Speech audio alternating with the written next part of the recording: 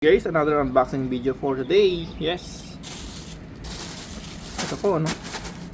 Shopee again. Buksan na po natin, no? Double check natin yung laman niya. Okay, so yan, may label naman.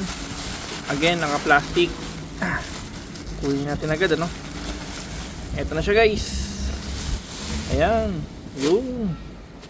So, meron tayo again dito na, ito po ay 5 gallons. So, nung nakaraan po kasi 2 gallons siya.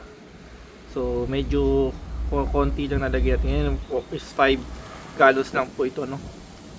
Okay. So, yung tela texture, okay. Na una nating nag-order. Sinubukan lang natin. Pero, actually maganda siya.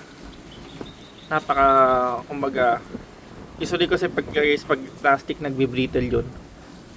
Saka ito, guys, medyo lang yung tsura talaga niya.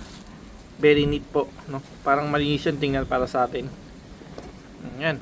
So, 1, 2, 3, 4, 5, 6, 7, 8, 9. So, 1, tama? 1, 2.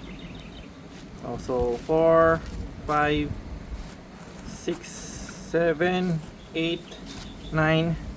So, 10 pieces po siya na 5 gallons na bag plant box po, ano.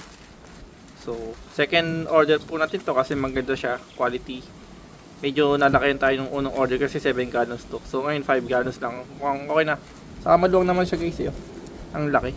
Marami naman yung lupa na po may lalagay dyan. So, yun lang, guys, and thank you for watching po.